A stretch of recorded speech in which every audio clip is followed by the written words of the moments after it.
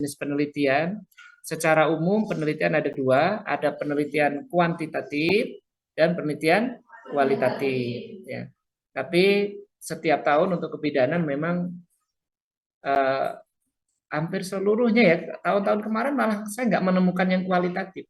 Semuanya yang bimbingan ke saya itu ada berapa puluh orang yang saya tahu semuanya kuantitatif.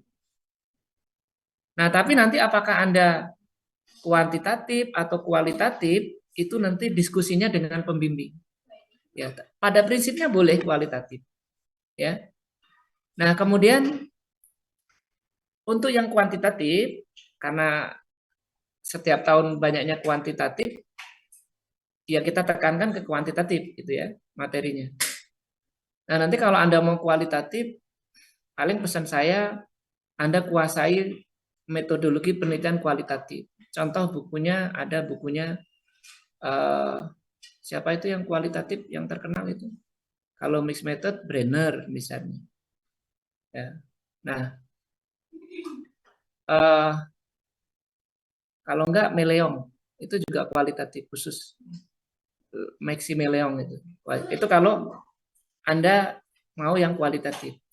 Intinya begini, Anda jangan meneliti sesuatu yang Anda nggak paham. Tapi kalau Anda sudah mau, saya mau kualitatif, ya sudah. Konsekuensinya Anda harus perdalam, baca bukunya. Nah, sekarang yang kuantitatif itu bisa data primer penelitiannya, bisa sekunder. Ini saya bicara prinsip penelitian ya. Nanti masalah boleh enggaknya kan diskusinya dengan pembimbing gitu maksud saya. Paham nggak? Ya. Karena pembimbing itu apa ya? Maaf aja kalau Anda sudah ditentukan pembimbingnya siapa, ya udah nyawa Anda ada di tangan pembimbing lah kasarnya gitu loh. Ya. Jadi Anda nanti banyak walaupun nanti ada penguji, penguji itu memberikan masukan. Artinya apa? Nanti finalnya tetap dengan pembimbing. Misalnya begini, Anda ujian proposal, penguji ngasih masukan, wah Anda diajar babak belur lah pokoknya. Yang beginilah pengen begini. Tapi kembali lagi dengan pembimbing. Setelah nanti ujian proposal, apakah semua masukan dari pembimbing itu bisa diterima enggak? Bisa aja ada yang nggak diterima. Jadi harus paham, ya. Nah, jadi nanti pada prinsipnya saya ngomongin prinsip boleh enggaknya dalam suatu riset ya, bukan boleh enggaknya Anda neliti nanti. Bisa bedain nggak ya? Ya, kalau dalam prinsip penelitian untuk kuantitatif ada penelitian data primer, ada penelitian data sekunder. Primer itu Anda terjun ke lapangan, ngukur, nyebarin kuesioner dan lain-lain, observasi. Kalau penelitian data sekunder, Anda mengambil data yang sudah ada, misalnya di pelayanan kesehatan, mau di klinik, di rumah sakit, di dinas kesehatan, di puskesmas, itu juga banyak data yang bisa dipakai untuk penelitian. Itu namanya data sekunder yang sederhana. Kalau yang kompleks ya misalnya SKI, Reskesdas itu bisa dipakai untuk penelitian. Oke, sekarang saya kerutkan lagi. Kalau bicara setiap tahun, ada nggak yang sekunder? Ada, tapi nggak banyak. Jadi yang banyak lagi adalah kuantitatif yang data primer. Nah, data yang primer, ini penelitian kuantitatif, nanti ada dua. Ini yang banyak dilakukan ini. Pertama adalah penelitian observasional, survei, ya. Yang kedua adalah eksperimental, eksperimen, ya. Nah, kemarin kebidanan dua itu yang banyak, hampir imbang itu, ya. Nah, sekarang saya akan bahas yang untuk penelitian observasional, survei. Nah, kalau yang eksperimental, saya lihat materinya kalau nggak salah saya minta kemarin Bu Rika, Anda sudah dibahas kan? Ada pra eksperimen, ada kuasi eksperimen, ada true eksperimen. Tapi saya tekankan, ya, yang masih ngobrol mungkin bisa ditahan dulu, ya, pahami. Karena ini pertemuan-pertemuan terakhir saya menekankan makanan clue-nya aja, ya. Nanti tinggal Anda perdalam. Nah, yang eksperimen untuk mahasiswa D3, berapa? Kebidanan S1 itu banyaknya kalau nggak pra kuasi. Ya. Kalau Anda boleh pra eksperimen. Ya. Kalau S2 itu saya bilang minimal kuasi. syukur-syukur suruh eksperimen.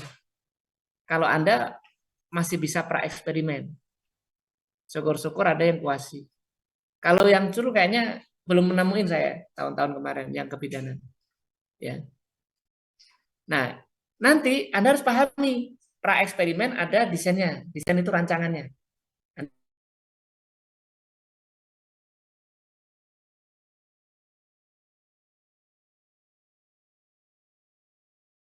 Anda lihat di buku lah. Ini kan sudah diajarkan Bu Rika. Saya hanya menyimpulkan aja supaya Anda tahu. Pra-eksperimen misalnya kayak non-equivalent control group, ya kan? Ya, pre and post with control group itu biasanya dikuasi. Nah, kalau true eksperimen nanti juga ada rancangannya. Ya, termasuk kualitatif juga ada rancangannya. Nah, itu udah dibahas oleh Bu Rika, nanti tinggal baca lagi bukunya. Nah, sekarang saya akan yang penelitian survei observasional. Ya, desainnya. Ini kan jenis penelitiannya, ya kan? Nah, jadi rancangan penelitian merupakan kerangka acuan bagi peneliti untuk mengkaji hubungan antar variabel dalam suatu penelitian. Karena Anda S1, Anda penelitiannya tidak boleh hanya menggambarkan. Ya. Tapi Anda sudah mengkaitkan, menghubungkan satu variabel dengan variabel yang lain. Oh, ini wajah saya belum kelihatan. Kasihan yang di Zoom. Belum melihat wajahnya. Ya, oke. Nah, karena Anda sudah mengkaitkan, menghubungkan satu variabel dengan variabel yang lain, sederhananya ada variabel independen dan dependen. Gitu aja ya. Walaupun nanti ada variabel confounding dan lain-lain. Maka Anda butuh rancangan. Merancangnya bagaimana kalau Anda mengkaitkan. Kalau hanya gambaran aja nggak perlu rancangan. Misalnya Anda penelitiannya, bagaimana gambaran pengetahuan ibu hamil tentang anemi? Selesai. Ya kan? Bagaimana gambaran ibu hamil tentang ASI eksklusif? Selesai. Hanya gambarin aja, kasih kuesioner. Tapi begitu Anda mengkaitkan, melihat ada enggaknya hubungan, Anda sudah membuat hipotesis nanti di bab 3, kemudian melakukan uji hipotesis, ya kan? Maka perlu rancangan. Ya seperti bangunan aja, kayak gedung itu. Mau bikin gedung, gedungnya yang seperti apa jenisnya? Bertingkat. Rancangannya yang gimana? Kan nanti macam-macam. Sama-sama gedung bertingkat kan beda-beda kan desainnya. Ya. Nah, rancangan itu nanti disesuaikan dengan kondisi penelitiannya. Kalau bangunan kan disesuaikan dengan alamnya, iklimnya, daerahnya itu disesuaikan. Ya, makanya saya bilang kalau di sini sebenarnya bisa kita mendesain gedung tidak perlu AC sebenarnya. Ya. Kalau mau, karena kita di sini dingin sebenarnya. Tapi beda kalau di Jakarta, di daerah pesisir, wah, memang harus AC gitu. Ya. Nah, jadi dalam penelitian juga begitu, ya. Nah, sekarang kita akan bahas untuk penelitian survei. Dan ini kalau kita bicara penelitian mahasiswa S1 yang paling banyak ini. Nomor 2 eksperimen. Nomor 3 penelitian data sekunder. Nomor keempat penelitian kualitatif. Nah, saya berdasarkan pengalaman ya. Setiap tahun yang paling banyak apa gitu mahasiswa S1. Yang paling banyak pertama adalah survei, kedua eksperimen, baru ada penelitian yang kualitatif atau data sekunder gitu. Itu proporsinya ya. Nah, sekarang untuk penelitian survei yang pertama adalah desainnya cross seksional. Ya. Cross seksional itu potong lintang kata lain atau transversal.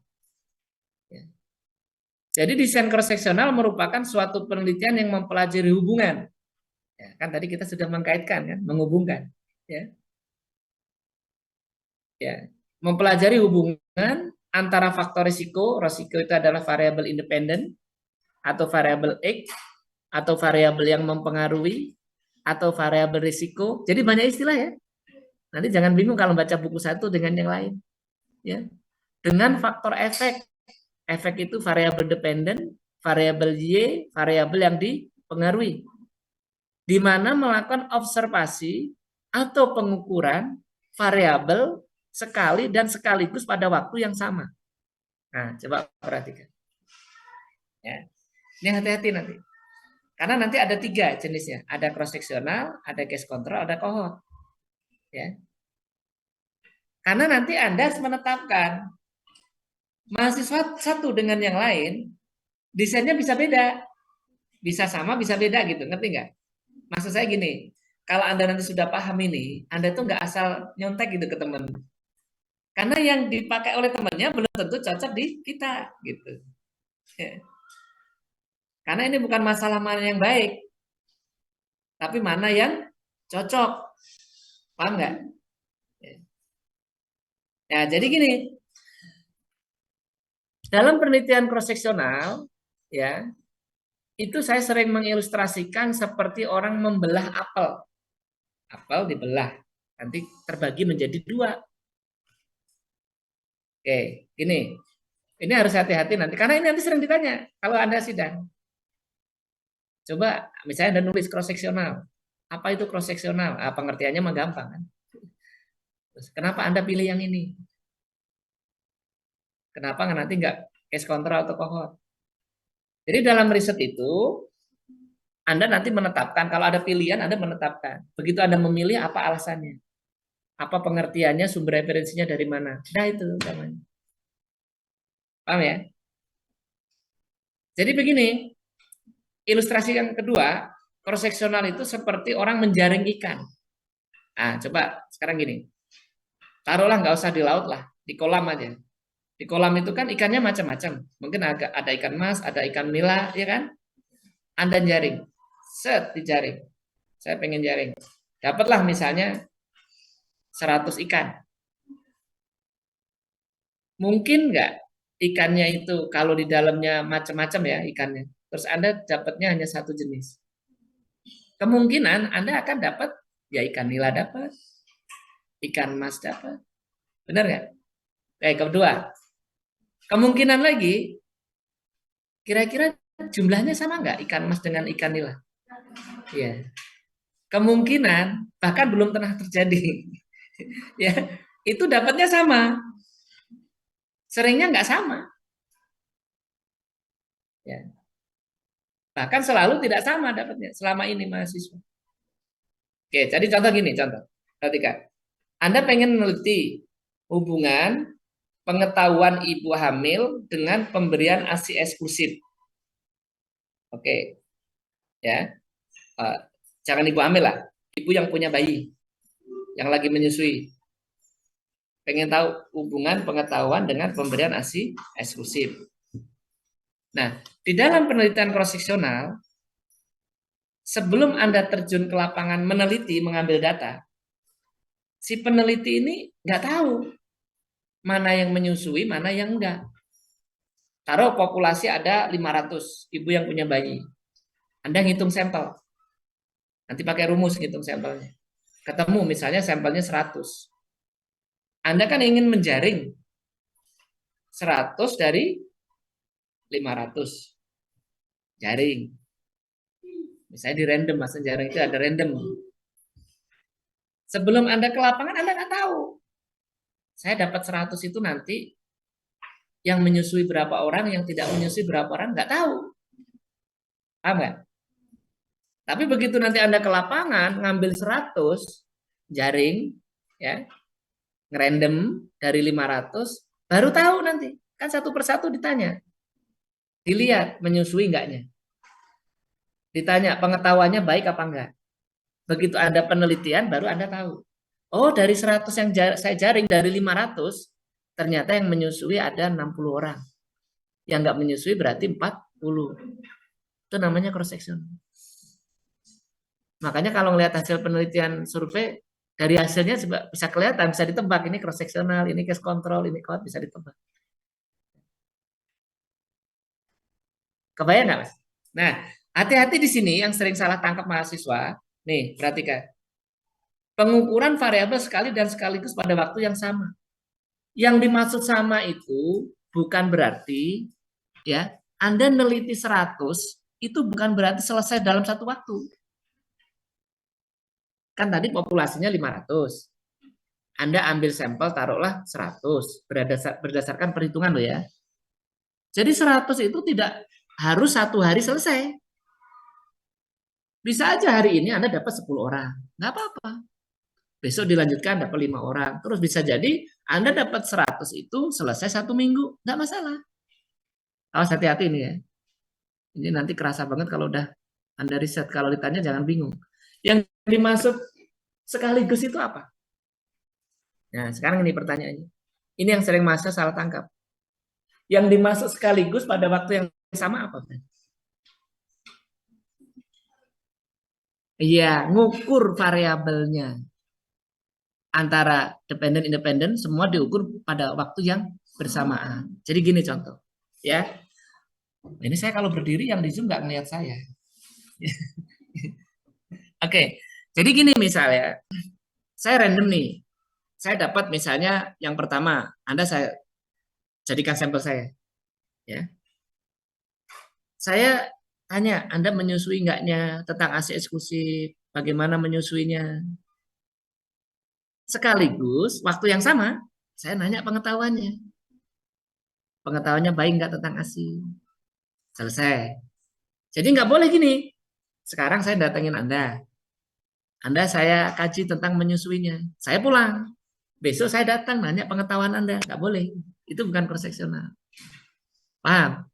Terus saya pindah ke responden kedua. Ini random juga. Saya tanya tentang ASI eksklusifnya. Menyusuinya gimana. Saya tanya langsung pengetahuannya. Hari ini saya hanya dapat 5 orang.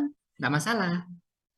Besok saya lanjutkan lagi cari responden. Jadi setiap responden sama ngukurnya. Antara dependen dengan independennya pada waktu yang bersamaan. Paham nggak? Ya, ini yang sering salah persepsi. Yang dimaksud sama sekalian. Nah, nanti Anda pusing kalau kayak gitu. 100 orang harus bareng gimana? Wah, kan gitu. Paham ya? Nah, jadi nanti pada saat Anda mengukur, melakukan observasi, pengukuran, nanti ada yang efek positif, ada efek negatif. Ini maksudnya penyakit ya.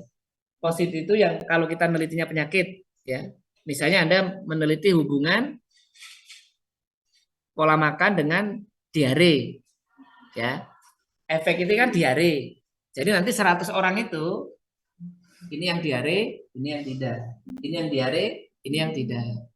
Ini yang makanannya jelek, ini makanannya yang baik.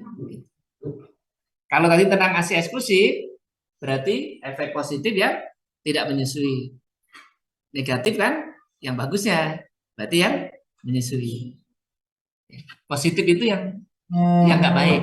Kalau penyakit kan yang penyakit positif. Paham ya? Nah, jadi itu nanti sekali waktu gitu. Ya. Dan sering terjadinya tidak ini. Nah, kelemahannya apa? Gampangnya apa? Kelebihannya? Kelebihannya cross sectional itu cepat penelitiannya. Jaring sekali selesai kan? Cuma kelemahannya kalau terjadi apa ya? Kalau bicara itu jumlahnya terlalu jauh gitu. Misalnya gini, Anda meneliti 100 sampel. Yang menyusuinya hanya 10 orang. Yang tidak menyusuinya 90 orang. Nah, itu nanti dianalisisnya kurang baik. Atau meneliti penyakit tadi diare. Yang tidak diarenya 90 orang, yang diare hanya 10. Jumlah kan? Ya sesuatu yang tidak seimbang kan nggak baik. Benar nggak? Ya. Itu kelemahannya. Dan kita tidak bisa ngontrol. Kan namanya jaring. Jaring kan sedapatnya. Memang dapatnya begitu. Nah, maka bagaimana cara mengantisipasi kelemahannya cross sectional? Saya kasih tahu. Salah satunya adalah memperbesar jumlah sampel. Gitu. Makanya saya sudah patok. Kalau mahasiswa penelitiannya cross sectional, saya sudah kasih patokan kalau ngitung sampel dapatnya harus lebih dari 100. Ya, paham ya? Kalau dapatnya kurang dari 100, bukan nggak boleh, itu terlalu riskan. Bukan nggak boleh ya. Jadi saya suka membuat patokan-patokan sendiri memang. Kenapa? Berdasarkan pengalaman kajian saya selama ini. Contoh, kalau ada mahasiswa yang meneliti hubungan, kan Anda sudah menghubungkan variabel. Saya nggak boleh yang single variable nggak boleh. Tapi kalau dosen lain Anda boleh ya silahkan. Tapi saya nggak boleh. Misalnya Anda yang menghubungkan obesitas dengan hipertensi gitu, saya nggak boleh. Walaupun dalam prinsip penelitian boleh, paham nggak? Tapi untuk saya pribadi, saya kalau bisa jangan single. Misalnya ya hubungan stres dan obesitas dengan hipertensi. Itu kajian saya sendiri berdasarkan pengalaman. Termasuk cross seksional. Patokan saya begitu. Karena tahu kelemahan-kelemahannya. Ya. Bisa pahami sampai sini cross seksional? Ya. Nah, sekarang bandingkan dengan yang kedua, case control. Kasus kontrol. Nah, sekarang udah mulai tahu bedanya. Desain case control merupakan suatu penelitian yang mempelajari faktor risiko dengan menggunakan pendekatan retrospektif. Retrospektif itu apa namanya? Ke belakang, melihat masa lalunya, riwayatnya, ya. Artinya penelitian dimulai dengan mengidentifikasi kelompok yang terkena penyakit atau efek tertentu atau kasus. Jadi yang kena penyakit itu namanya kasus disebutnya, ya, paham ya? Dan kelompok tanpa efek yang nggak sakit itu disebut kontrol. Paham sampai sini? Yang ngobrol, paham nggak yang ngobrol? Ya. Kemudian mengidentifikasi faktor risiko terjadinya pada waktu yang lalu, retrospektif, sehingga dapat menerangkan mengapa kasus terkena efek, sedangkan kontrol tidak terkena efek. Nah, jadi gini, bedanya apa? Kalau di case control, peneliti sebelum terjun ke lapangan, ya, sebelum penelitian, itu sudah tahu ini yang sakit, ini yang enggak. Ya, ini contohnya seringnya memang meneliti untuk penyakit ya, kasus-kasus kesehatan lah, masalah kesehatan. Tahu dari mana? Dari survei pendahuluan. Kan Anda nanti sebelum penelitian Anda melakukan studi pendahuluan kan? Survei pendahuluan.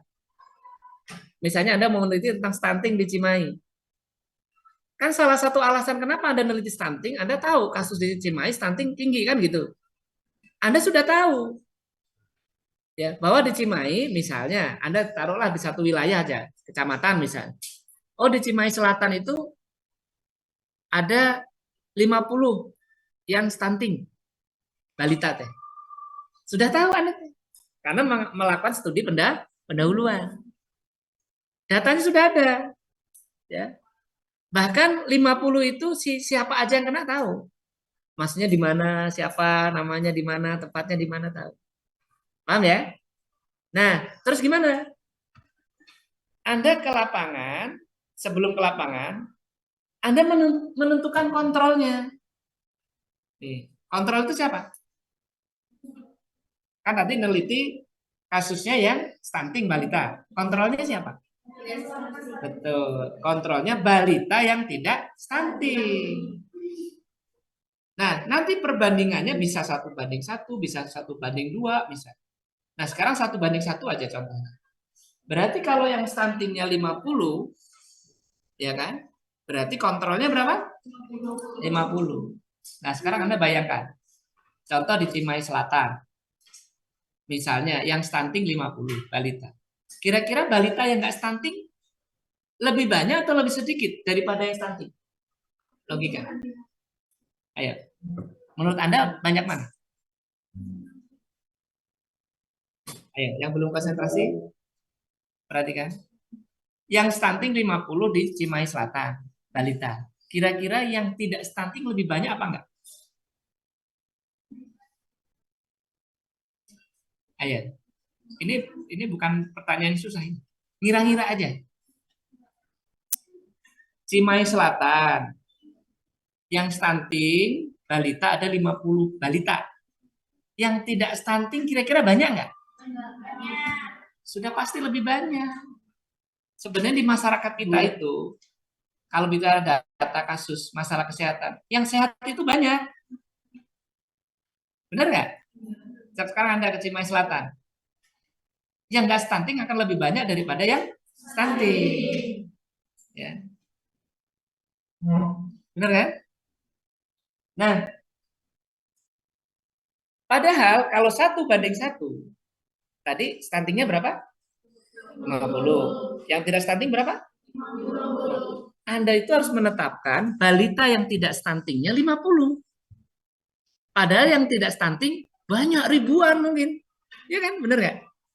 Dan Anda harus menetapkan 50 menjadi kontrol. Paham nggak?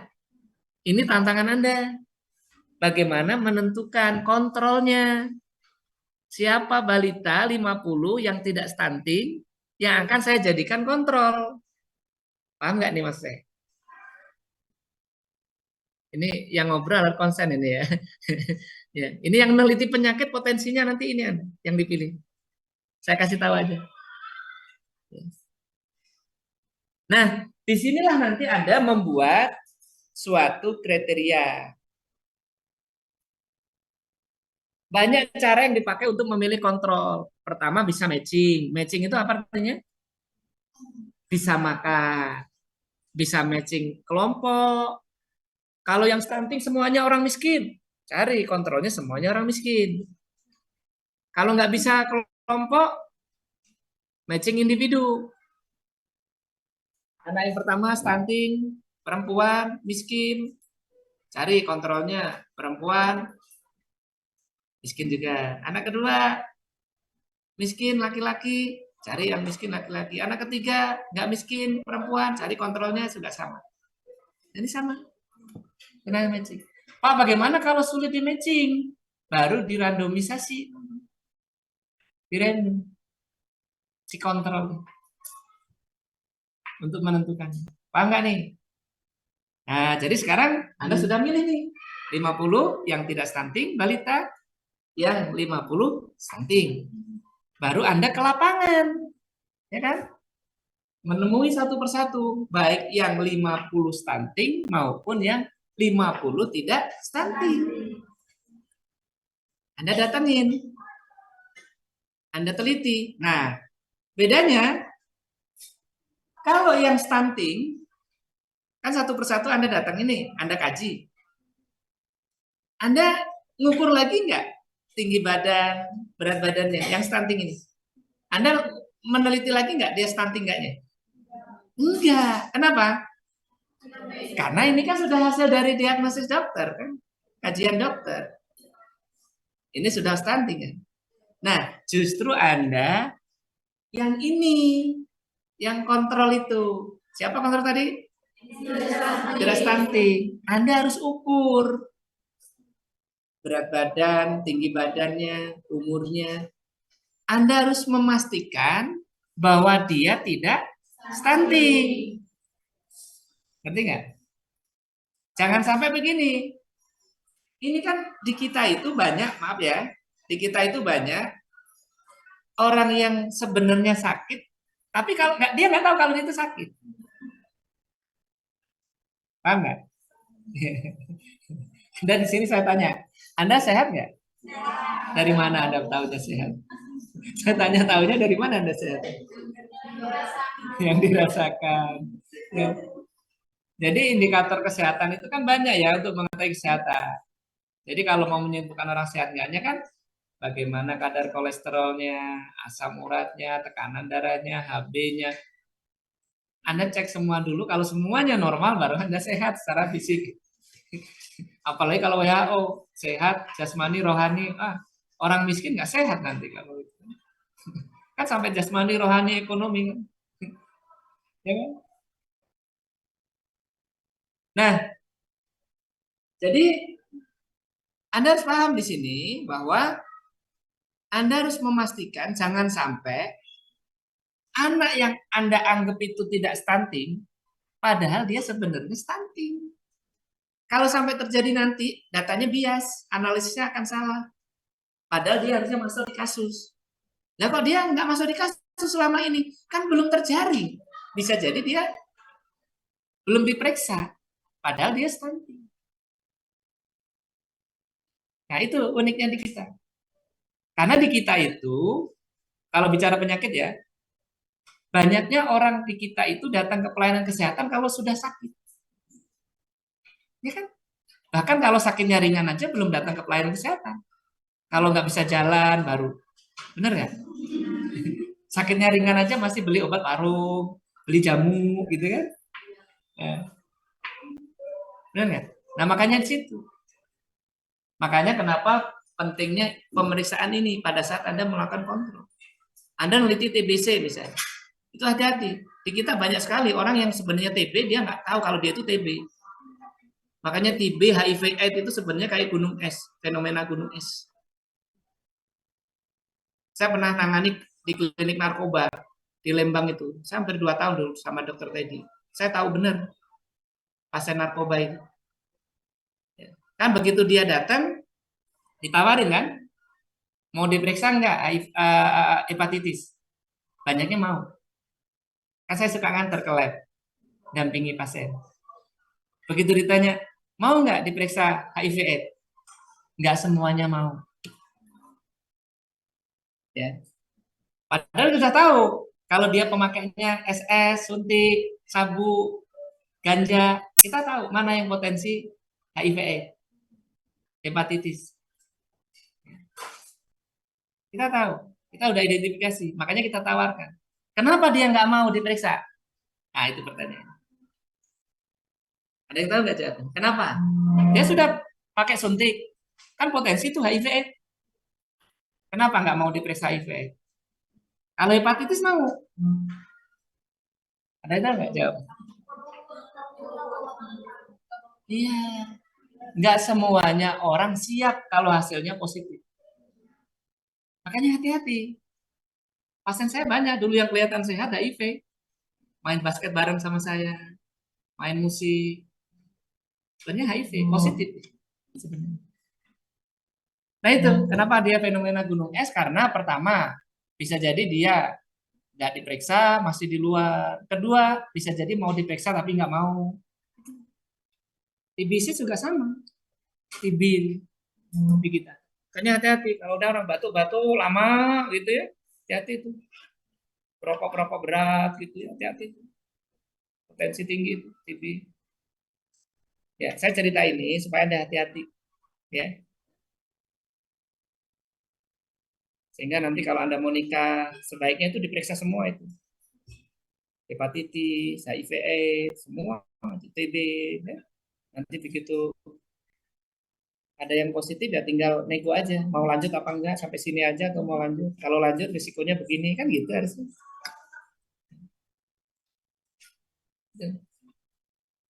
Ya kan? Dan Bandung termasuk tinggi. Hati-hati. Ya. Nah, ini nanti kontrol Anda pastikan bahwa dia orang yang tidak sakit seperti si kasus. Bahkan kontrol pun ada kalanya dia tidak sakit sama dengan kasus, tapi yang deket-deket juga nggak boleh. Contoh begini, Anda kasusnya apa ya? Misalnya yang penyakit-penyakit saluran pernapasan apa tuh? Apa? ISPA. ISPA. Nah, si kontrol ini kalau bisa tidak hanya bukan ISPA, tapi dia tidak berpenyakit di saluran pernapasan juga. Kalau diare masih oke lah ya. Jadi kontrolnya itu penyakit kulit gitu ya, kurap kudis bisa. Karena nanti bias takutnya. Kalau dia sama-sama penyakit saluran pernapasan, itu diagnosanya beda. Paham ya? Nah, jadi nanti tantangan Anda adalah Anda memeriksa si orang yang Anda anggap kontrol itu benar-benar dia bukan kasus. Paham ya? Nah, setelah itu, ini sudah pasti. Ini pokoknya begitu nanti gimana kalau dia ternyata yang stunting? Gimana kalau dia ternyata yang TB? Di out, apa namanya? Ya dikeluarkan, Anda cari gantinya. Karena dia sebenarnya kan kasus. Nah setelah itu kalau sudah positif, ini kasus benar, ini kontrol benar, baru satu persatu Anda tanya riwayatnya, independen variabelnya Anda kaji masa lalunya. Misal stunting pada balita, apa yang mempengaruhi stunting dulunya? Riwayatnya apa? Kenapa? Ibu hamil anemia. Nah, telusuri waktu hamil anemia enggak. Satu persatu. Nanti ada yang waktu hamil anemi, ada yang tidak, si yang stunting ini. Dan yang tidak stunting juga sama. Ada yang anemi, ada yang tidak. Paham nggak? Jadi ditanya riwayatnya masa lalunya. Namanya juga retrospektif, ke belakang. Ah ya, kalau Anda meneliti TB, ini TB ini enggak satu persatu. Yang TB ditanya, dulunya merokok enggak? Merokok, tidak merokok. Yang tidak TB juga sama, merokok, tidak merokok. Atau ditanya imunisasinya dulu. Kan? Imunisasinya gimana? Lengkap enggak? Gitu. Jadi nanti ada yang merokok kena TB, ada yang tidak merokok kena TB, ya kan? Ada yang merokok tidak kena TB, ada yang tidak merokok tidak kena TB. Paham ya? Ada yang ibu hamilnya anemi, anak stunting, ada yang nggak anemi, anak stunting. Makanya itulah kenapa penelitian itu dilakukan. Kalau semuanya yang anemi, semuanya stunting, selesai. Benar nggak? Kalau semua orang merokok, semua TB, selesai. Ya kan? Masalahnya kan nggak begitu. Ada yang merokok kena TB, ada yang merokok tidak kena TB. Benar nggak? Ada yang merokok kena cancer, ada yang merokok tidak kena cancer. Benar nggak? Itu riset dilakukan gitu loh. Untuk membuktikan benar nggak nih stunting karena anemi ibu hamil. Karena nggak semuanya yang anemi, anaknya stunting gitu. Paham nggak maksud saya? Ya. Nah, terus kelemahannya apa? Ini penelitian yang bagus untuk mendeteksi mengapa suatu penyakit bisa terjadi, terutama penyakit-penyakit yang butuh keterpaparan lama. Paham ya? Keterpaparan lama itu ya tadi, kalau ibunya anemi, nanti kan anaknya bisa stunting kan? Merokok, nggak langsung kan? Merokok besok TB kan? Nah, kelemahannya apa? Coba Anda bayangkan. Tadi apa? Ke belakang kan? Retrospektif. Kelemahannya apa? Kalau orang suruh nginget-nginget, kelemahannya apa? Lupa. Potensinya bisa lupa. Ya. Nah, ada kalanya riwayat masa lalunya juga tidak bisa dideteksi. Datanya nggak lengkap. Ada yang lupa, ada yang nggak lengkap. Contoh misalnya begini. Anda pengen tahu tadi, anemi enggaknya. Masalahnya, apakah iya semua waktu hamil diperiksa kadar HB-nya? Nah, itu. Begitu ditanya, Bu, dulu waktu hamil kadar HB-nya rendah enggak? Oh, enggak pernah diperiksa. Nah, terus gimana? Anda periksa sekarang. Begitu Anda periksa sekarang, nanti jadi dependen dulu atau independen dulu jadinya. Kan? Kan anaknya ada stunting. Ya, baru sekarang diperiksa. Jadi nantinya stunting mempengaruhi HB. Jadi kalau dianya memang rendah. Nah, ini yang sering kejadian. Ya, nah, itu. Jadi kelemahannya ada kelemahannya. Nah, oke, yang ketiga adalah kohort. Nah, kalau kohort ini kebalikannya dengan case control. Merupakan suatu penelitian yang mempelajari hubungan antara faktor risiko dengan efek melalui pendekatan longitudinal, ke depan, prospektif.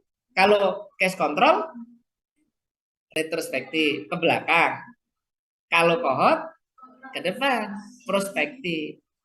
Nah, kalau di sini kohort, ini walaupun saya belum pernah nemuin masa yang milih ini ya, tapi ya harus tahu kan.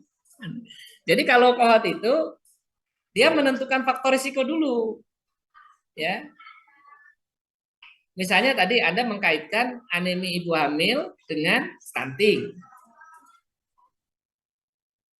Kira-kira yang mempengaruhi stunting itu aneminya di kehamilan berapa?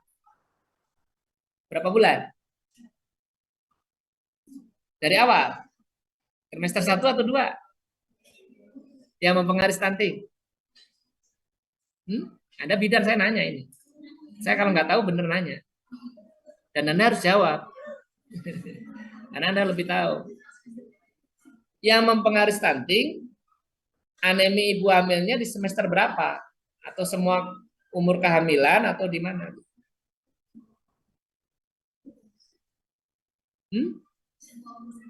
Oh, semua. Ya, nggak ada kekhususan. Kalau hamilnya di trimester ini anemi baru gitu nggak ya? Oke, taruhlah Anda di trimester 2. Trimester 2 itu umur berapa?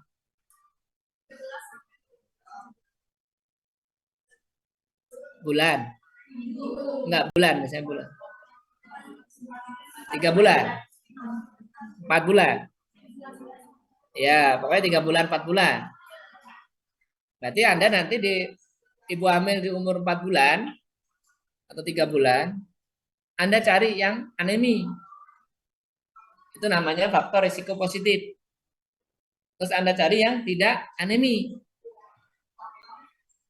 Anda ikutin sampai dia lahir, sampai punya anak, baru anaknya nanti disimpulkan stunting enggaknya. Berarti Anda neliti berapa bulan tuh?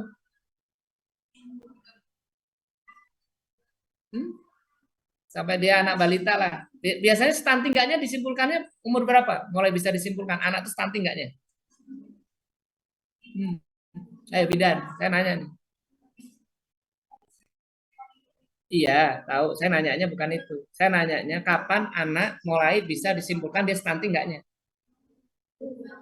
Balita itu rentannya banyak, 1 sampai 5 tahun. Saya nanya, umur berapa? 2 tahun. Oke, 2 tahun. Baru disimpulkan, dia stunting enggaknya. Ya sudah saya nanya kan. 2 tahun. Berarti Anda mengikuti sampai umurnya 2 tahun penelitiannya. Baru selesai. Jadi nanti orang lain sudah wisuda, ada tingkat Anda sudah wisuda, Anda baru wisuda. Nah iya, kan ngikutin. Itu termasuk kohort yang nggak terlalu lama. Bayangkan kalau Anda meneliti merokok dengan cancer. Ya.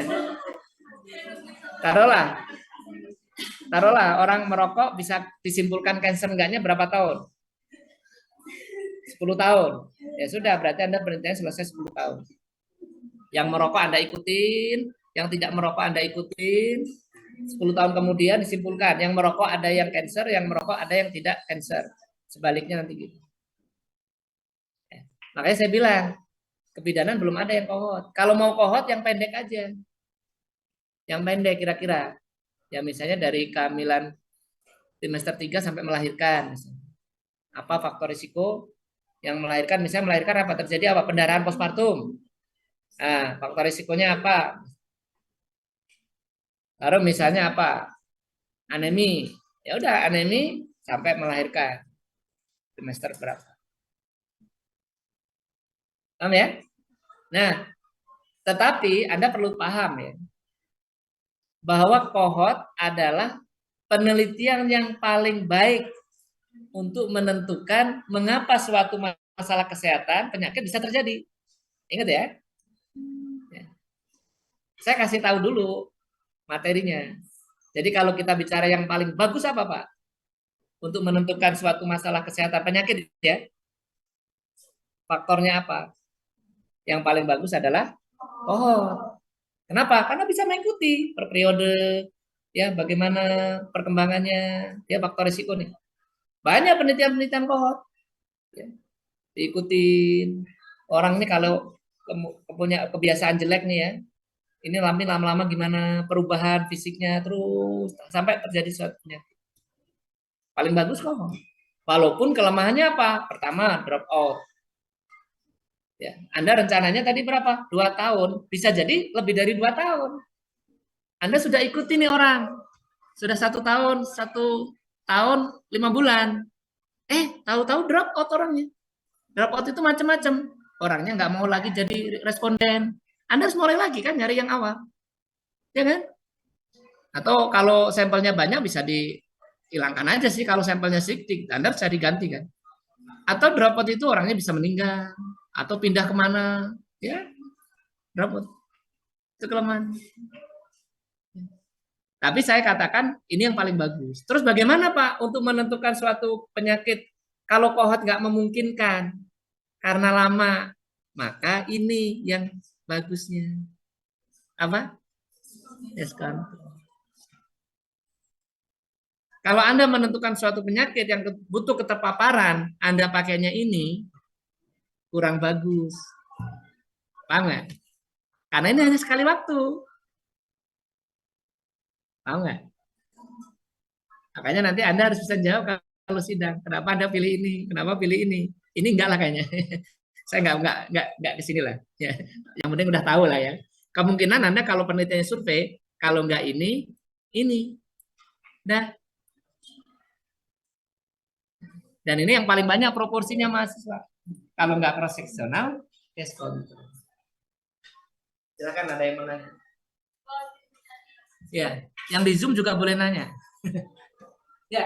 Kalau misalkan penelitiannya tuh kita ambil datanya student, terus sudah ada riwayat dari rekaman pasien. Nah itu lebih cocoknya pakai cross sectional atau ya, ya tergantung meneliti tentang apa penyakit. BBLR kaitannya dengan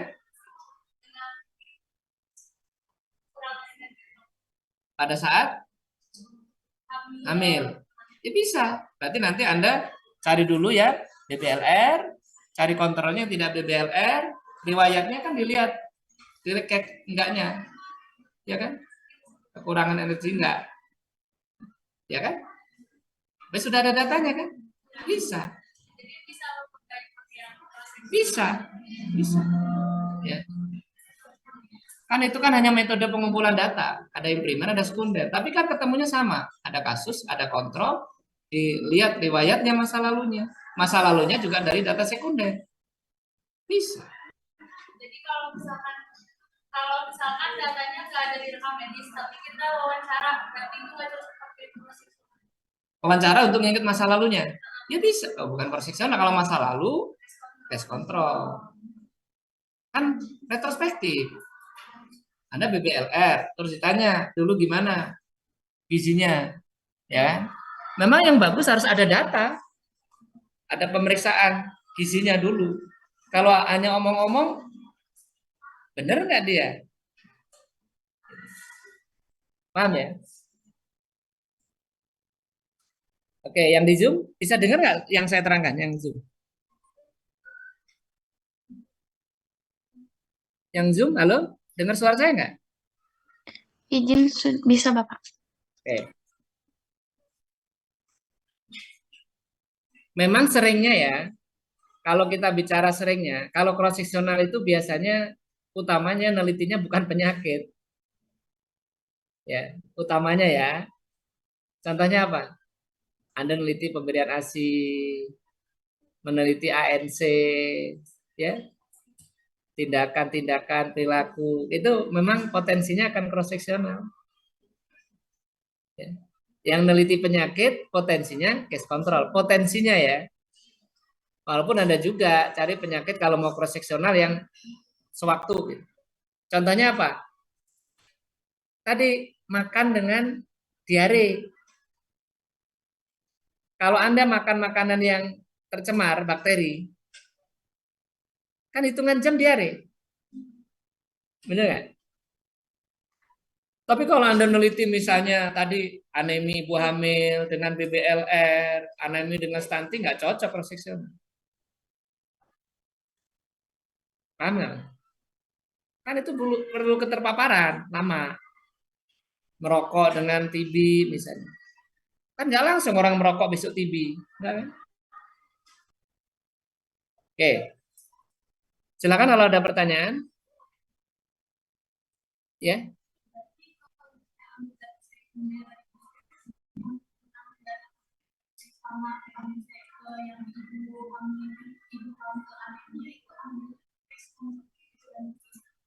Sebentar, Anda meneliti tentang anemi.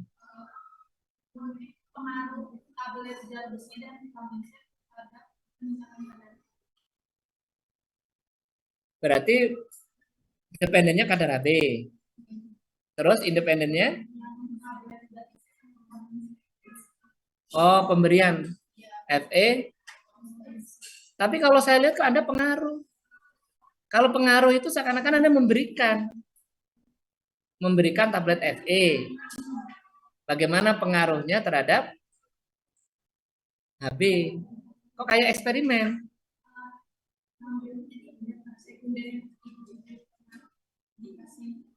Oh, yang dulu dikasih tablet FE gimana? Terus kadar HB-nya gimana? Ya itu mah jangan bilang pengaruh, paling itu hanya hubungan aja itu. Karena Anda hanya mengevaluasi ada enggaknya hubungan nanti antara pemberian tablet FE dengan kadar kadar HB kan. Anda kan bisa langsung itu kan begitu dikasih dikasih FE kan terus diukur kan kadar HB-nya kan. Benar nggak?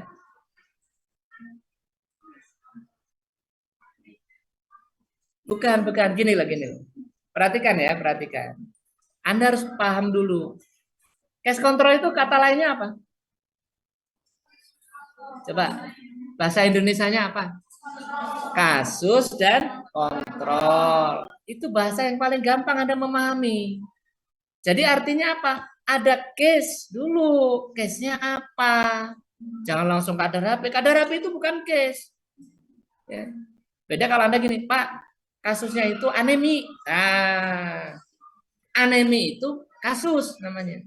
Kontrolnya siapa? Yang tidak anemi. Namanya juga kasus kontrol. Jangan bilang HB case kontrol. Kasusnya siapa? Gitu. Jadi case kontrol itu Anda sudah tahu dulu kasusnya. Kalau hanya kadar HB, ya itu mah belum kasus namanya. Paham nggak? Coba Anda pilah dulu. Aneminya ada nggak di situ? Berapa jumlahnya? Itu baru Anda sebut case.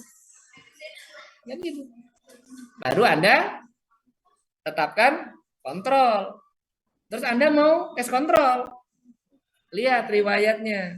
Dulu bagaimana asumsi FE-nya. Ada yang baik, ada yang enggak. Kan gitu kan. Paham ya? Oke. Itu polanya begitu dulu.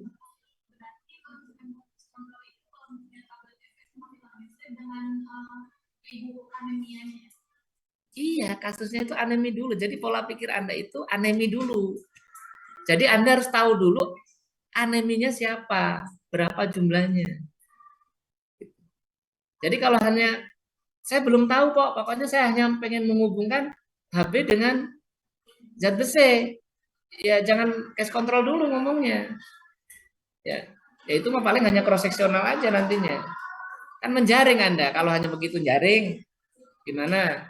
Gitu kan? Yang anemi ini kadar HB-nya yang HB ini masing-masing terus nanti gimana FE-nya selama ini udah. Ya, makanya Anda mau ngiringnya kemana? Dan setiap penelitian sebenarnya Anda harus tahu dulu masalahnya apa. Kalau cross seksional masalahnya apa? Contoh tadi Anda meneliti tentang pengetahuan dengan pemberian ASI. Ya Anda sebenarnya sudah tahu bahwa ada masalah di sana banyak yang tidak menyusui eksklusif. Ya kan? Tapi datanya data sekunder kan. Tahun terakhir bahwa di Cimahi sekian persen yang tidak menyusui eksklusif. Bener ya? Atau berapa bulan terakhir data sekunder. Tapi Anda ke lapangan kan dapat data primer. Anda belum tahu mana yang menyusui, mana yang enggak. Kalau case control bedanya real. Di Cimahi sedang ada yang stunting saat ini. Jumlahnya 50 kasus. Gitu. Paham ya? Oke.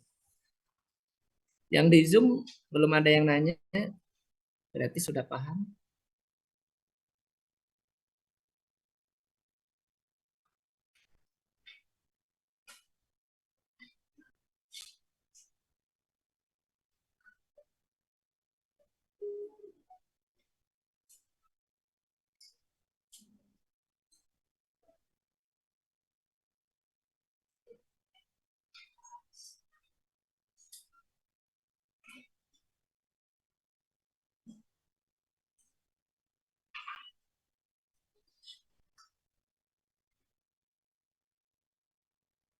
Oke, tolong saya minta minum, bisa?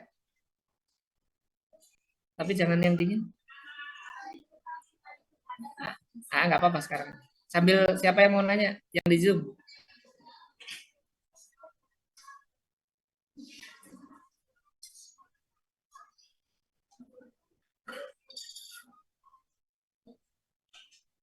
Yang di Zoom boleh nanya, nanya boleh langsung atau ditulis di chat room-nya juga boleh.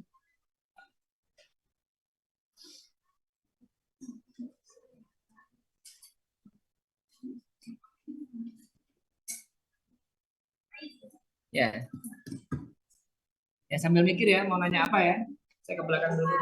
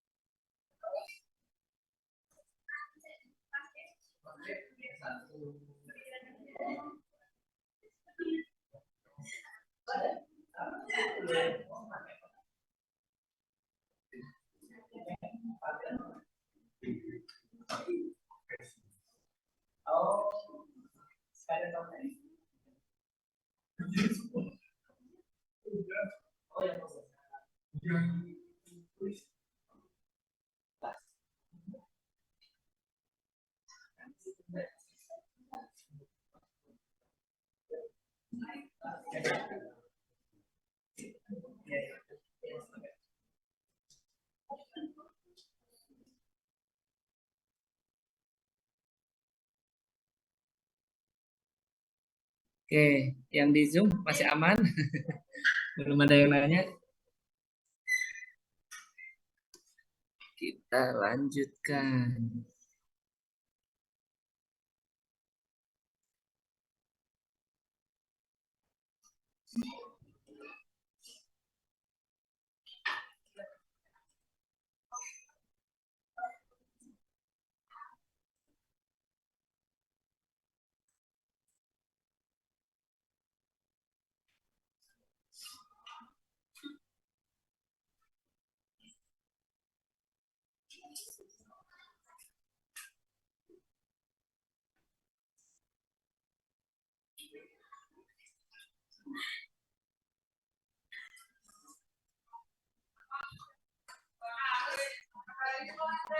Ya, sip.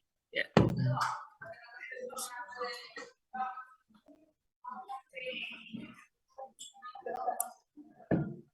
Ya, kita mulai ya. Kita lanjutkan. Sekarang kita bahas tentang ya. Ya, kita bahas tentang populasi dan sampel. Ya. Yang Zoom belum kelihatan.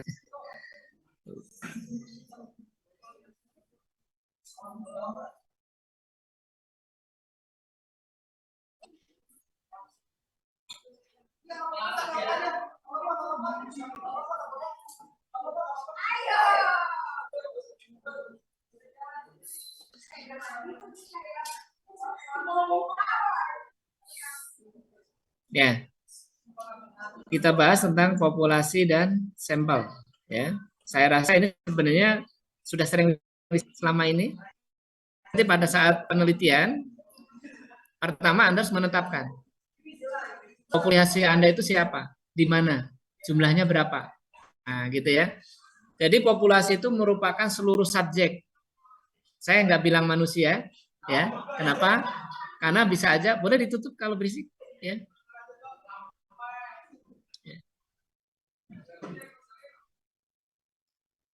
Oke. Nah, jadi populasi itu seluruh subjek. Subjek itu bisa manusia, bisa binatang, bisa data lab. Jadi neliti tidak selamanya manusia. Ya. Bimbingan saya ini ada yang neliti tikus, ada yang neliti marmut, ada yang neliti hati dibelah, diperiksa di lab, ya, dari hati hewan, ya. Ya. Nah, bahkan bisa neliti itu material. Saya tahun lalu neliti air, limbah, pabrik tahu, saya teliti, ya, dilihat bagaimana kadar BOD-nya, ya, kadar pH-nya, suhunya. Nah, jadi subjeknya macam-macam. Tapi kembali lagi ke Anda bidan, ya. Memang Anda sih seringnya nelitinya manusia, subjeknya adalah ya manusia ya, ibu hamil atau ibu menyusui dan lain-lain, ya. Nah, populasi, ada populasi tidak terjangkau, ini yang kira-kira Anda tidak mampu meneliti semuanya itu, yang luas gitu ya. Ada populasi terjangkau sumber. Ya. Misalnya gini, Anda neliti ibu hamil di Jawa Barat. Sanggup nggak Anda neliti ibu hamil di Jawa Barat? Nggak usah Jawa Barat lah. Saya rasa Anda neliti ibu hamil di Cimahi aja nggak sanggup Anda. Ya. Ya, berapa ribu ini yang hamil ya, ribuan itu di Cimahi itu, ya, sekota. Padahal Cimahi kota kecil ya, hanya berapa? 3 kecamatan ya kita ya, kalau sana, ya, Cimahi Selatan, Cimahi Utara, Cimahi Tengah, ya, ada lagi kecamatan yang lain, ya. Nah, itu aja udah ribuan.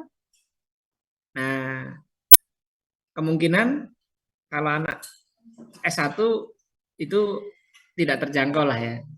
Tapi kalau Anda neliti ibu hamil di Cimahi Selatan, terjangkau. Pak, tapi di Cimahi Selatan juga banyak. Ada ribuan juga. Nah, Anda nggak usah khawatir.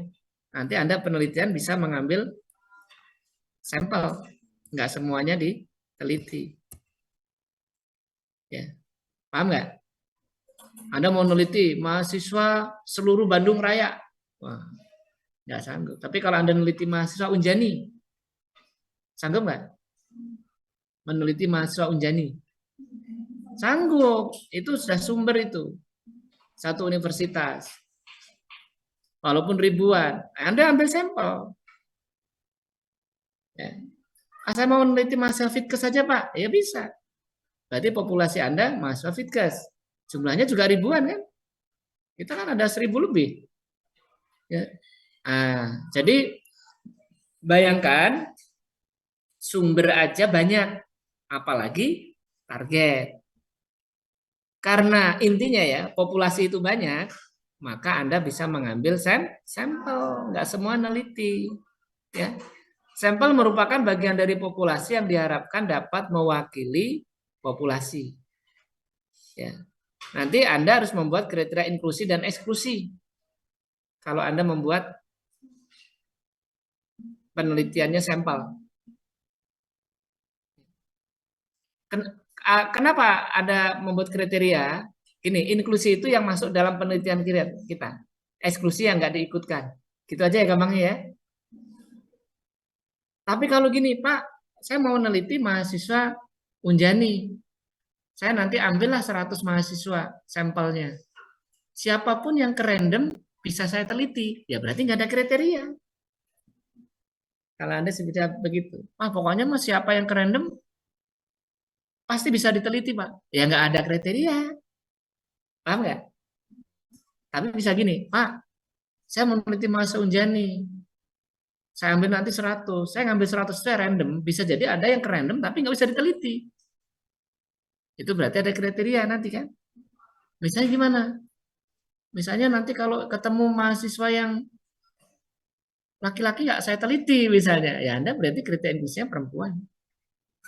Laki-laki berarti eksklusinya nggak yang Anda teliti kan. Benar nggak? Kenapa? Ya kan saya neliti tentang menstruasi, Pak. Kan laki-laki nggak mens. Gitu misalnya. Paham nggak? Oke, sekarang Anda pilih yang perempuan kriterianya. Sekarang misalnya nanti ke random yang perempuan apakah pasti bisa diteliti? Misal gitu. Kalau oh iya Pak semua pokoknya ke random perempuan pasti bisa saya teliti Pak. Ya udah, selesai. Berarti hanya yang perempuan aja udah. Tapi beda lagi enggak Pak. Nanti kalau ada ke random walaupun dia wanita, dia tidak bisa diteliti bisa jadi. Kenapa? Iya, kriterianya apa? Berarti ada kriteria lagi kan? Begitu Anda bilang nggak semua bisa diteliti, walaupun perempuan. Ya kenapa? Karena kalau dianya nggak lagi mens, nggak bisa saya teliti, Pak. Kan saya meneliti tentang nyeri menstruasi. Ya kan, lagi nggak men kan? Gimana mengevaluasi nyeri mensnya? Haidnya. Oh iya, berarti yang sedang menstruasi. Saat penelitian. Paham nggak sih? Terus nanti nanya lagi, kalau nanti ketemu ke random nih, perempuan yang lagi menstruasi, apakah pasti bisa diteliti? Oh pasti bisa Pak kalau itu. Ya sudah selesai. Nggak buat lagi. Tapi beda lagi kalau jawab, ada Pak, walaupun dia perempuan sedang main saat penelitian, nggak bisa saya teliti Pak. Ya apa kriterianya? Kan pasti ada lagi kan? Ngerti nggak sih? Misalnya kalau dia nyeri hebat Pak, jadi nggak memungkinkan dilakukan pengkajian, ya sudah. Atau pada saat penelitian dia lagi menstruasi tapi nggak masuk kelas, ya itu berarti kriteria lagi, kan gitu. Paham nggak Mas? Jadi pola pikirnya begitu nanti membuat kriteria itu. Ya. Oke. Nah kemudian ya ini contoh aja. Ya, neliti pedagang, saya pilih nggak semua pedagang, walaupun di lingkungan SD bisa aja ada yang nggak neliti, ya.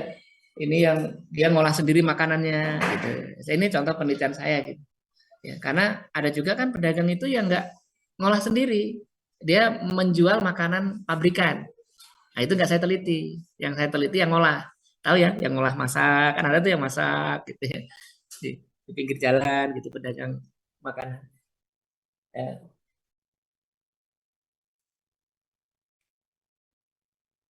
Nah, yang tidak menetap nggak saya teliti. Kan ada tuh pedagang itu yang pindah-pindah. Ya. Nah, ini yang tetap tiap hari di situ. Nah, itu. Nanti harus buat kriteria begitu. Paham ya? Oke. Nah, kenapa meneliti sampel? Ya, jadi peneliti itu seringnya meneliti sampel. Jangankan kita, ya. Kita ini kalau bicara penelitian, Anda, saya, itu sumber dayanya terbatas. Waktu, biaya, tenaga terbatas kan Anda? Setingkat nasional aja, SKI. Sekarang ya, Survei Kesehatan Indonesia. Namanya survei berarti mengambil apa? Sampel. Jadi kalau dengan survei itu tes sampel. Beda dengan sensus. Kalau sensus apa? Semua didata. Nah, kan Anda sering dengar kan? Survei, survei, survei itu tes sampel. Ya. Makanya survei sering. Kalau sensus kan jarang. Karena sensus kan semua didata. Nah, setingkat nasional, SKI, Riskesdas, DHS, Demografi Survei, ada BPS, itu ngambil sampel itu semua. Padahal dia sumber dayanya besar. Kenapa? Walaupun dia punya biaya, SDM-nya bagus, kenapa pakai sampel tetap? Karena lebih efisien dari biaya, waktu, tenaga. Ya. Kalau sedikit bisa menggambarkan seluruhnya, ngapain harus meneliti semua? Kan mubazir, paham nggak maksudnya? Ya. Itu ya alasannya. Apalagi kalau Anda sumber dayanya terbatas. Anda skripsi paling lama 4 bulan, efektif waktu. Ya kan? Dan saya rasa semuanya pengen cepat wisuda. Ya kan? Nah, tapi ingat, begitu Anda mengambil sampel, sampel itu harus mewakili populasi seperti pengertiannya tadi. Kan sampel apa? Bagian dari populasi yang diharapkan dapat mewakili populasi. Jadi tantangan Anda nanti bagaimana Anda mengambil sampel bisa representatif, bisa mewakili populasi. Itu tantangannya. Misal saya neliti masa Unjani, Anda neliti masa Unjani lah ya, yang jumlahnya ribuan. Anda ambil sampel 100. Hasilnya jangan sampai nggak menggambarkan seluruh mahasiswa. Wah, masa Unjani ini perilakunya nggak baik ya. Padahal nggak menggambarkan, nggak bisa mengeneralisasi, tahu nggak? Nah, jadi karena nanti Anda itu statistik tujuannya adalah ingin mengeneralisasi populasi nantinya. Makanya hati-hati dalam riset Anda.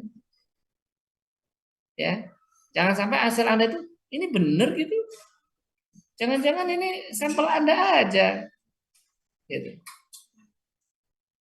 Ya. Paham ya? Kan ada apa kejadian itu yang kasuistis, ada yang general kan? Paham nggak? Anda harus hati-hati nanti. Kadang-kadang di kita itu kasuistis, kadang-kadang dipakai untuk mengeneralisasi, itu yang salah. Ya. Sering nggak Anda dapat info-info seperti itu? Kasuistis gitu loh. Ya. Jadi nggak bisa, kalau dalam riset nggak bisa. Saya pernah baca ya di media, ya sebagian besar remaja di Bandung sudah tidak perawan. Dari mana datanya? Itu kan generalisasi. Ya bisa mungkin dia melakukan survei. Tapi harus hati-hati yang disurvei siapa. Kan bener kan? Ini hanya kasus dia aja, data dia, atau itu benar generalisasi. Nah, makanya hati-hati. Karena harapan sampel itu mengeneralisasi populasi. Jadi nanti Anda meneliti ibu hamil, ya, tentang pengetahuan ibu tentang ASI eksklusif. Anda ambil sampel 50, ibu hamilnya ada 1000. Hasil Anda 50 itu harus bisa menggambarkan 1000. Kalau Anda bilang, hasil riset saya mengatakan bahwa sebagian besar ibu hamil pengetahuannya kurang baik, itu teh berlaku untuk semua populasi. Generalisasi. Maka itulah pentingnya statistik. Tujuannya nanti untuk mengeneralisasikan sampel ke populasi. Gitu. Paham ya? Hati-hati. Makanya. Karena Anda pasti ngambil sampel. Nah, bagaimana supaya representatif? Pertama, besar sampelnya harus cukup memadai. Kalau populasinya ada 1000, Anda ngambil sampel kan? Pertanyaannya berapa yang saya ambil? Jumlahnya. Itulah fungsi statistik berperan di situ.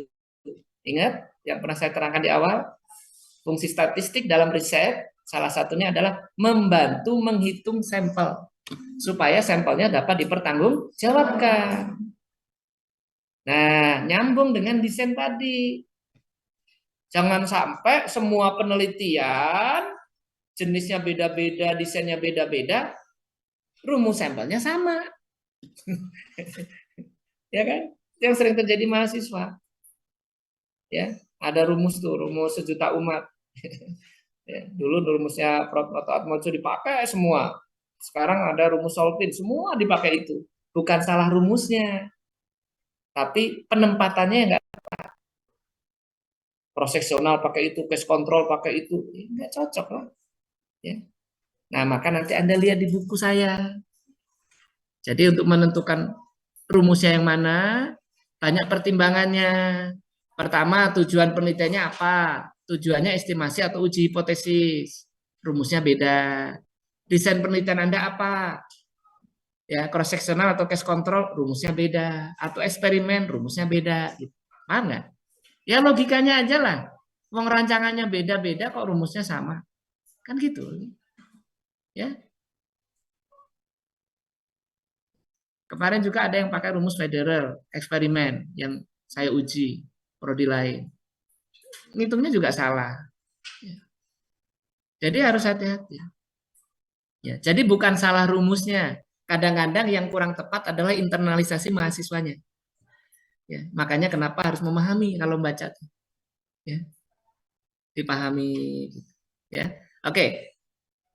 Nanti Anda di situ Anda tinggal pilih aja, sesuaikan aja. Itu bisa saya pilih-pilih.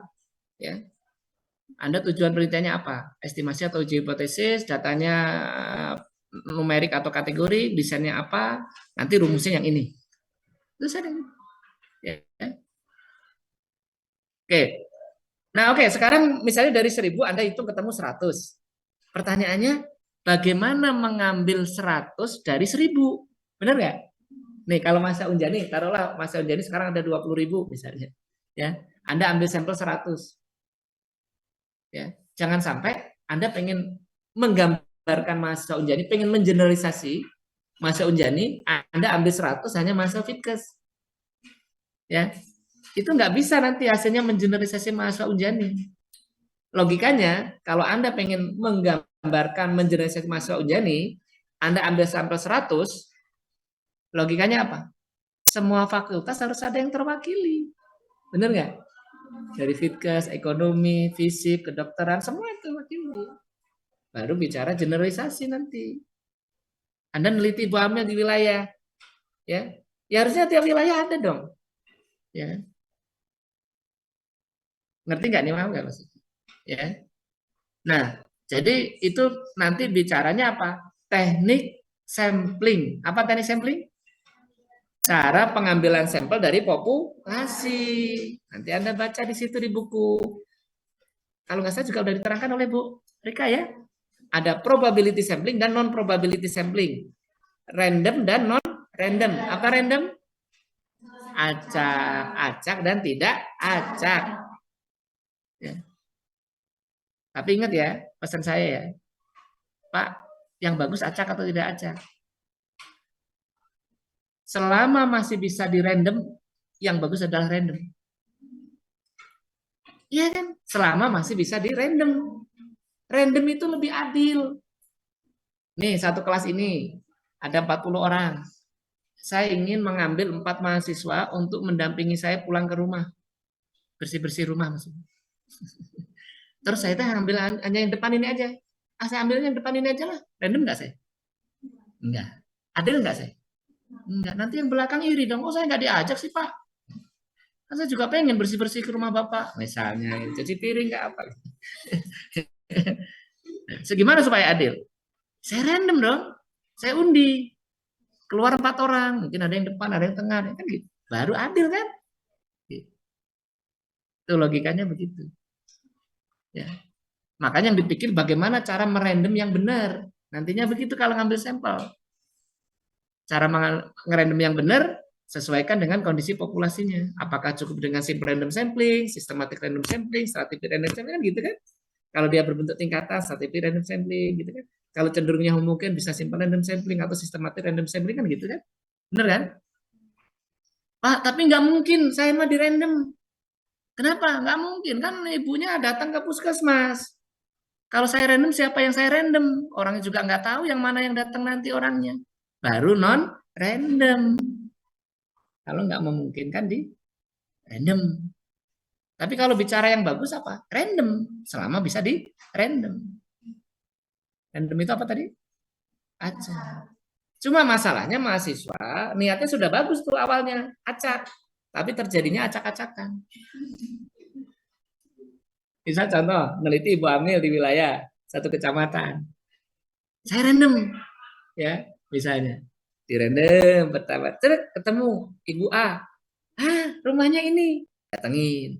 Deket jalan kan. Jelek. Kedua, aduh, rumahnya di gunung sana. Gak mau lah. Itu namanya acak-acakan. Ya kalau namanya random, ya mau di mana pun ya didatangin lah ke random kok. Jangan mentang-mentang di ujung sawah, Anda nggak mau datang. Hanya di pinggir jalan aja maunya. Ya itu mah bukan random namanya nantinya. Ya kan? Apa itu teknik semaunya sendiri namanya. Paham nggak? Ya, random. Ya, walaupun nanti ada kriteria juga. Karena bisa aja yang random memang nggak bisa diteliti kan gitu. Kan itu beda lagi nanti. Nah itu ya. Jadi hati-hati kesalahan penelitian. Secara garis besar ada dua. Ada sampling error dan non-sampling error. Sampling error itu kesalahan penelitian agar penelitian menggunakan sampel yang tidak benar. Ya. Atau penelitian akibat proses penelitian yang tidak benar. Sampelnya udah benar, tapi proses penelitiannya ngukurnya nggak benar. Ya kan? Wawancaranya nggak benar. Itu non-sampling error. Kalau sampling error itu salah sampel. Ya, sampling randomnya nggak benar, sampling error itu namanya. Ya kan? Atau harusnya yang diwawancara ibu rumah tangga ngetok pintu yang keluar asisten rumah tangganya diwawancara. Salah sampel itu. Nah, ini rancangan sampel harus memenuhi dua kaidah. Pertama harus valid, mengukur apa yang sebenarnya diukur. Kedua tergantung dari cara metode pengambilan sampel, random atau non-random. Kemudian kedua, presisinya juga harus diperhatikan, menggambarkan ketepatan ukuran yang diperoleh tergantung dari jumlah besar sampelnya. Semakin presisinya ingin tinggi, ya sampelnya sebaiknya lebih baik. Nah, kesalahan yang sering terjadi, hati-hati nih ya, jangan sampai terjadi lagi nih, perhatikan ya. Kesalahan yang sering terjadi apa mahasiswa? Pengambilan sampel sering kurang mendapat perhatian dibandingkan dengan jumlah sampel. Jadi mahasiswa seringnya yang diutamakan jumlah. Seakan-akan kalau jumlah sampelnya besar pasti penelitiannya baik, belum tentu. Anda neliti ya. Anda ngambil sampel 200, saya 100. Penelitian yang sama loh ya, di tempat yang sama itu. Bisa jadi walaupun saya 100, hasilnya bagus saya. Kalau saya ngerandomnya benar. Anda walaupun banyak 200, tapi ngerandomnya nggak benar. Penelitiannya nggak akan lebih baik. Paham ya? Ya.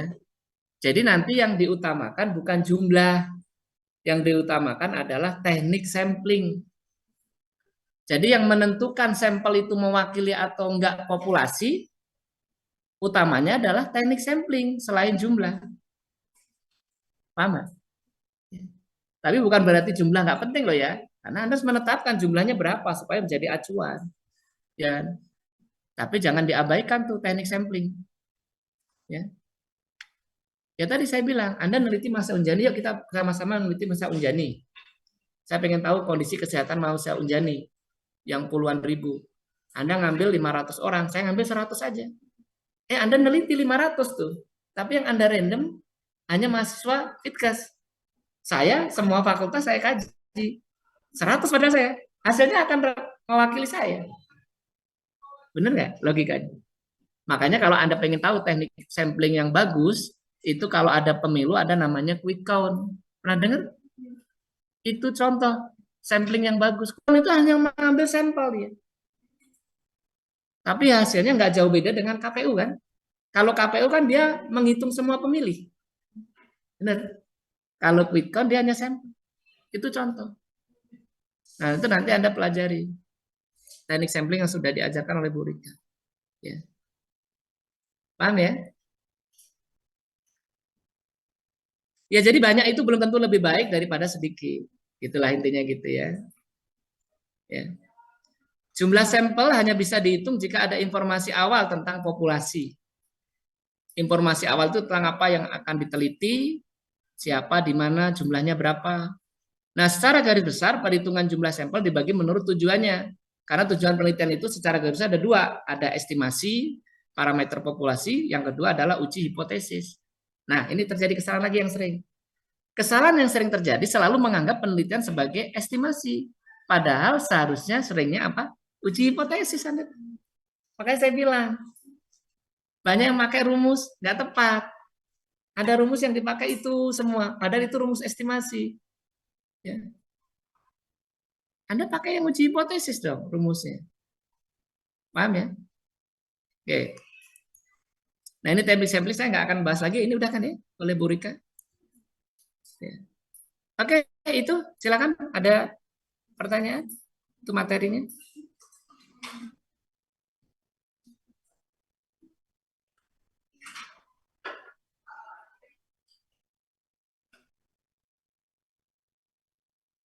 Kira-kira apa? Yang Zoom juga boleh bertanya.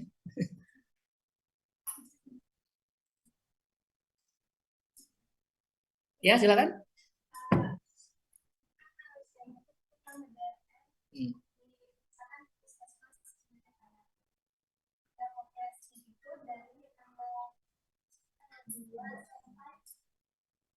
Seminggu sampai tanggal 8. Tapi kayak dalam seminggu itu dapat 12 persalinan. Terus yang berbeda itu mendapatkan itu proses sampling. Terus desainnya one group post status. Terus jadi selama seminggu misalkan satu hari cuma ada 4 persalinan misalkan, terus cuma yang berbeda itu cuma 2. Di hari itu dilakukan intervensi selama 2 minggu ke depan. Jadi selama seminggu itu intervensi sesuai bayinya yang aktif, tapi 2 minggu intervensi. Ya. Ini ya. Jadi penelitian itu jangan terkesan semau kita sendiri. Ya. Kalau semaunya sendiri kan pengennya nggak usah penelitian ya, langsung wisuda kan? Bener nggak? Iya Pak, harus penelitian dong. Nah, oke, pengennya kalau penelitian pun kalau bisa sehari selesai tuh. Bener nggak? Ini logika-logika dulu lah, nggak usah baca teori dulu. Karena kadang-kadang kita nggak butuh teori yang jelimet, dengan logika juga bisa dicerna. Ya kan? Contoh gini sekarang, saya lihat Anda mau eksperimen, ya kan? Anda memberikan intervensi berarti eksperimen, ya kan? Yang Anda intervensi adalah anak yang mengalami BBLR. Anda mau kasih apa? Untuk meningkatkan apa? Berat badan. Pertanyaan saya, Anda begini, logika yang sederhana, ini anak bayi. Bayi itu bisa dievaluasi peningkatan berat badannya berapa lama. Gitu dulu. Contoh ya, ada masa S2. Sama. Dia meneliti anak stunting. Dia mau ngasih asupan nutrisi. Saya tujuannya apa? Untuk stunting berarti meningkatkan tinggi badan. Berapa lama? Sebulan ya. Saya bilang nggak bisa. Anda baca teori. Baru dia baca teori. Berapa lama bisa dievaluasi? Anak tinggi enggaknya, naik enggaknya? Minimal 3 bulan. Nah itu Anda 3 bulan minimal. Gitu loh. Ngerti nggak? Jadi jangan enaknya nanti. Makanya saya nanya dulu. Bayi bisa dievaluasi berat badannya naik enggaknya secara signifikan, secara teori dulu ya, secara teori. Itu berapa lama? Itu dulu. Itu. Sebulan, seminggu, 2 minggu, berapa kira-kira? Kita kira-kira aja dulu lah. Gak usah baca teori nanti, benernya baca teori ya. Kira-kira aja, ada kan bidan nih, kira-kira. Nah.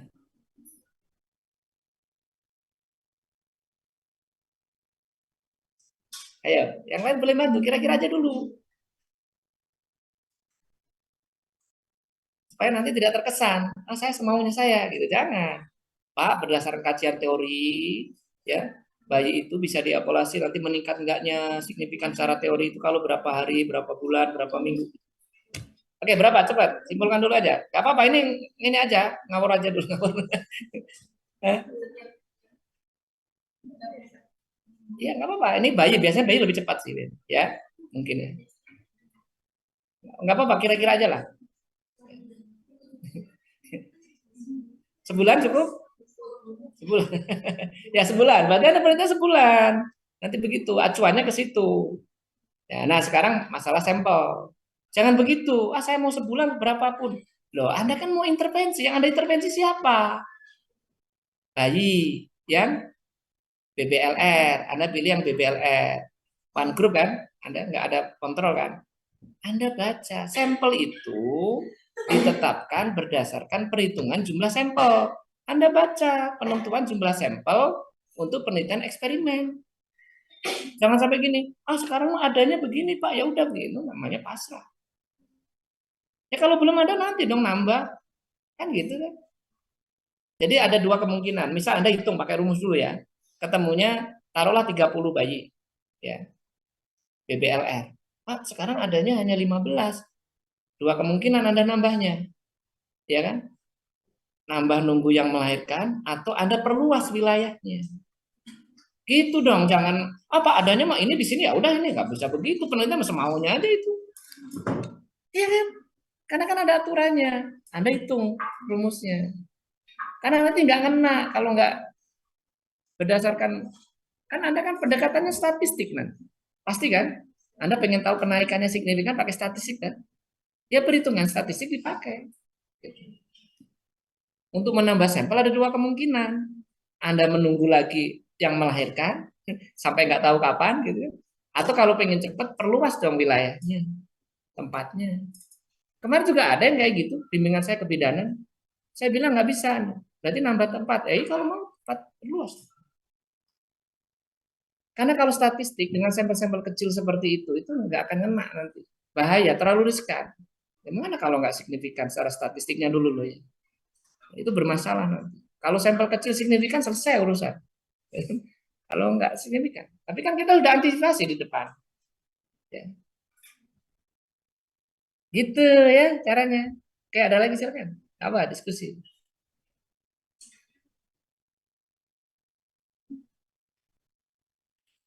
Jadi memang saya kadang-kadang lihat mahasiswa itu ada yang gini-gini. Dia sering menggunakan teknik sampling yang namanya purposive atau eksidental yang kebetulan ada. Ya, tapi terkesannya dia ya semau saya gitu loh. Nggak begitu. Riset tuh nggak begitu. Ya. Ya, kecuali kasusnya jarang terjadi gitu ya. Ada neliti yang hamil kembar gitu ya, gemeli gitu kan memang jarang kan. Kalau saya ngambil sampel 100 kapan ketemunya Pak? Tapi kasus-kasus yang sering terjadi BBLR, anemi, ini yang kebetulan ada. Nah ini tolong nanti di itu. Ya saya tolerin kalau kasus-kasus jarang terjadi gitu. Ya, kan memang ada penyakit yang jarang terjadi, bukan penyakit tadi ya, masih masalah kesehatan. Yang case-case yang jarang itu oke lah. Yang kebetulan ada Pak, kita rentankan waktu dulu. Oke, silakan ada lagi. Apa kira-kira mau ditanya? Yang Zoom boleh nanya? Tantang nih yang Zoom.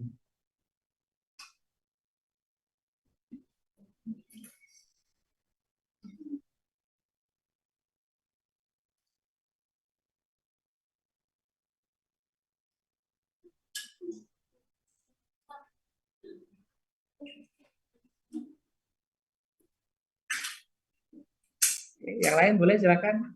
Yang bagus kayak gitu, maksudnya itu minimal dengan situasi sekarang ini, minimal sudah kayak temannya itu. Pak, saya rencananya meneliti gini, ini gimana? Itu udah bagus tuh. Ya. Ya, itu sudah bagus menurut saya, sudah langkah yang bagus. Kalau gini gimana kira-kira ya Pak ya? Saya rencananya begini gitu loh. Ya. Jadi artinya materi saya itu sudah mulai dirancang untuk penelitian dia sendiri. Kira-kira cocoknya mana? Gitu. Ada diskusi.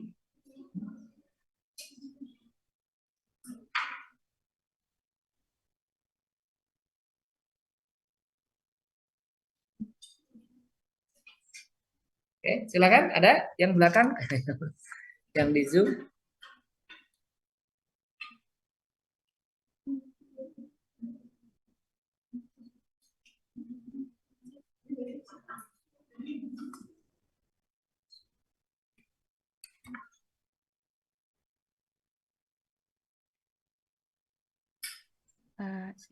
Mohon izin Bapak, izin Ya, bertanya. silakan.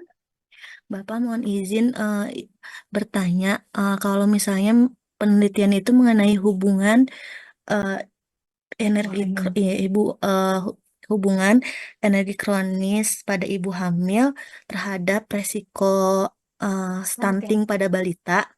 Nah, untuk sampelnya itu nanti yang kita perlukan ibu yang kek dengan balita stunting saja atau dengan ibu yang tidak kek dan balita yang tidak stunting juga, Pak, untuk sampelnya. Oke, begini, yang pertama, masalahnya apa dulu? Jadi, sebenarnya paling gampang. Masalahnya apa? Masalahnya itu ini, Pak, stunting terhadap ibu kek gitu, pengaruh ibu kek. Kalau stunting Nah, itu bisa disebabkan oleh ibu yang kek. bukan, saya baru nanya masalahnya. Saya nanya masalahnya dulu. Masalahnya apa? Tingginya apa? Kasus apa? Gitu loh. Kalau masalah itu jangan ngomong tujuan. Kan saya nanya masalah. Nanti kalau pertanyaan berikutnya tujuannya apa? Nanti saya baru nanya masalahnya apa. Masalahnya ini, Pak, tingginya angka stunting di Di mana? di Kecamatan Cimanggu. Oke, berarti masalahnya stunting. Anda pengen pengen meneliti tentang stunting. Kenapa itu stunting gitu kan? Iya, Pak. Nah, berarti masalah stunting. Karena bisa aja stunting itu dipakai fenomena dulu gitu, belum masalah. Tapi Anda menetapkan, Pak, masalahnya stunting tinggi di Cimanggung. Masalah itu, perhatikan yang lain yang ngobrol di belakang ya. Hati-hati karena ini sudah pertemuan terakhir ya. Anda boleh ngobrol tapi jangan keluar suara ya. Nah, jadi masalahnya stunting, masalah itu yang menjadi dependent variable. Paham nggak? Anda, Pak, saya masalahnya yang saya angkat adalah tentang stunting karena tinggi di sana stuntingnya, kasusnya banyak. Itu dependent. Gampang kan? Berarti dependennya adalah stunting. Terus Anda pengen tahu kenapa dia stunting. Yang Anda lihat dari apanya? Yang Anda lihat faktornya. Nah, faktor ini kan kajian teori ya, jurnal. Anda lihatnya dari apanya? Kenapa stuntingnya dari apa? Faktornya? Faktornya dari ini, dari ibu yang gizi ibu yang kena kek, Pak. Ibu yang kek. Waktu hamil.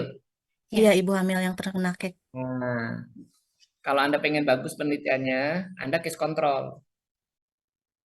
Yang stunting tadi udah saya terangkan kan? Stunting berapa jumlahnya di sana? Misalnya 50, Anda cari kontrolnya 50, Anda lihat riwayatnya masa lalunya gimana? Waktu dia hamil, kayak enggak? Gitu kan? Nah, terus nanti rumus sampelnya gimana? Pertama, stuntingnya berapa dulu jumlahnya? Pak, stuntingnya di bawah 100, ada dua macam. Kalau di bawah 100 ambil semua, nggak usah dihitung. Yang stuntingnya hanya di bawah 100, ambil semua. Kalau Prof. Noto Atmojo di bawah 200, ambil semua. Ya, oke, misalnya Anda pakai yang kedua lah. Pak, stuntingnya hanya berapa? Misalnya 50, ambil semua. Kontrolnya gimana? Kontrolnya tinggal kalau 1:1 ya Anda ambil 50, nggak ada perhitungan. Nggak ada ngitung. Beda kalau Anda stuntingnya banyak. 500.000, Anda hitung. Pakai rumus untuk menentukan apa? Iya, sampel. Sampel apa maksudnya? Kasus. Kan stuntingnya banyak, taruhnya 500, Anda nggak sanggup meneliti 500, Anda hitung untuk menentukan si kasus stunting. Rumusnya apa? Anda lihat di rumus case control, ada rumusnya. Khusus case control, kalau Anda pakai case control. Nanti ketemunya berapa orang hitung? Ketemunya 100, 100 case stunting. Cari kontrolnya 100 juga, misalnya 1:1 misalnya. Gitu polanya ya. Lalu nanti Anda berpikir bagaimana mengambil 100 dari 500 yang stunting. Ya. Saya di random atau Anda punya kriteria lagi selain random gitu. Baru yang tidak stunting juga sama. Gitu. Paham? Ada yang tanyakan lagi? Boleh?